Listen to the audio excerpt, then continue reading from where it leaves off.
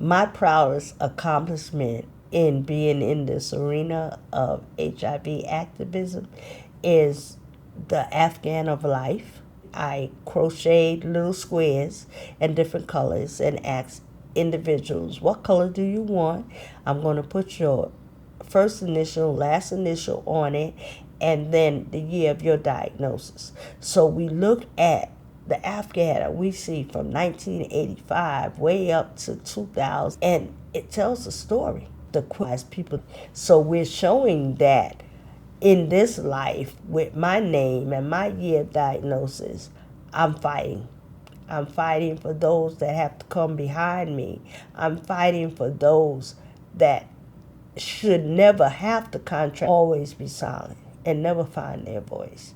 And I'm fighting for me. HIV/AIDS ministry, we got the community is affected, and we want to bring that taboo. And so many people are stuck in stigma that they die before their time. We give condoms out in non-traditional places like the bar in New Haven, Connecticut, where all services were provided for people living with HIV. As a woman diagnosed in 1985, this is my 32nd year. And so moving to the South, when I was diagnosed, returned to South Carolina back in 2000 dying. And so I knew that I could not survive there unless I had something to help me as a woman living with HIV thrive. And so I created a family affair so that I could get the support that I needed spiritually, emotionally, and physically. Churches really hinder the process of HIV awareness and education. Nobody wants to talk about sexuality in the church. They act like if you give the kids condoms, they're going to have more sex. And even being compassionate to people, I have given pre-sermons about churches having an open door policy, but yet when it comes to HIV and people living with HIV, they close the door. Even in my own ministry, the churches have vans, and I have asked for the vans to be able to pick people up for support group and events, and I have been told that the church members would be upset if they knew people living with HIV was riding in the vans, and they wouldn't want to ride anymore. After being founded in 2005, soon afterwards, we were granted a grant. That grant allowed us the opportunity to go into other churches and share the message about HIV. I remember this one church that I went to, and I said, are you sure I can do and say anything? And they said, yes, yes, yes. I started passing out the demonstration models of a penis and the condoms, and oh boy, you could see the faces, and they talked about it forever, but the fact is that many of them learned how to put a condom on correctly and how to use one. I've been doing this work for over 12 years in the churches in the rural South, and there has been some progress. The progress to me is when I do a presentation and people can come up to me at the end and say, oh, my sister, my brother, my father, or, thank you for being able to help me feel at ease to be or know that I can talk to somebody about this. And then we have people that are mad because they feel as though their family member died without giving them the opportunity to give them the help that they needed. All our medicines are designed for us behind men. They did the trials on men. And so now we as women have to live with these regimens that they give us according to the weight of a man, the size of a man, and I am nowhere near the size of a man. But then there are so many other issues in the household that we have to live with that men don't have to deal with. children, just to be a parent, worrying about whether your life is going to be extended long enough to watch your kids grow up.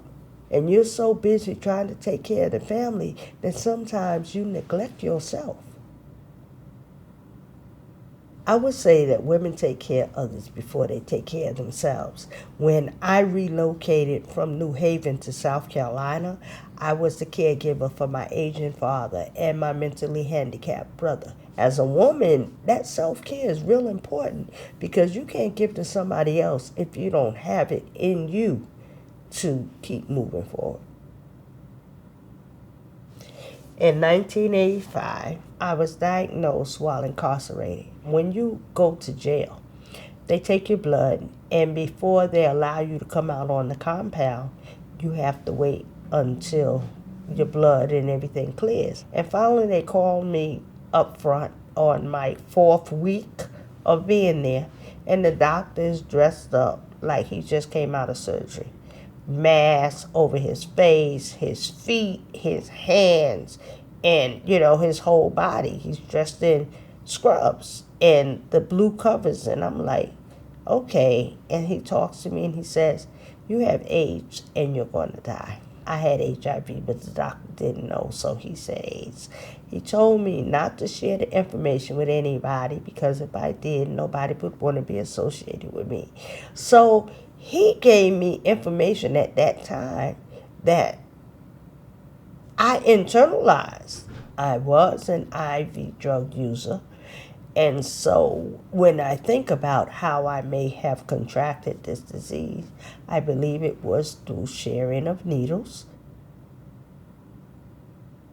In 1994, I was incarcerated while I was pregnant, and I gave birth to my child. And she lived, not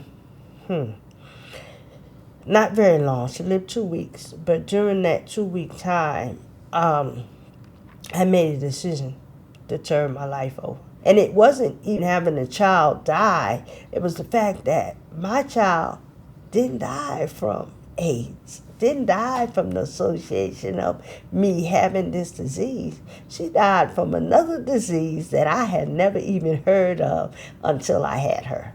And I said, well, she fought a good fight, and now it's time for me to fight for my life, And that's, the decision I made. I was going to live, For a long time in my life, I felt hopeless and worthless until Miss Cofield gave me a reason for living. And I mean, that lady made me feel as if I could have life and I could have the best life possible. And I got that in the support group. And when I got my reason for living, I knew that I was going to have to live and be the voice for a lot of people. And then really women, because men were getting their needs met. It was us women living with HIV that had a bigger struggle than the men. And so when I moved to South Carolina, I knew that all the hurt and the feelings that people living with HIV were going through is because they didn't have a Miss Elsie Cofield there to encourage them, to love them, and to help them through. And that's how Family Affair was formed and why. I remember when I first went to the support group and I listened to somebody talk about, they didn't care how somebody knew. And I was like, that'd never be me. She said, I'll shout it from the rooftops. I said, never me. But 32 years later, they can say anything they want to say. I'm here. I ain't going nowhere. And I plan to be here another 30-something years,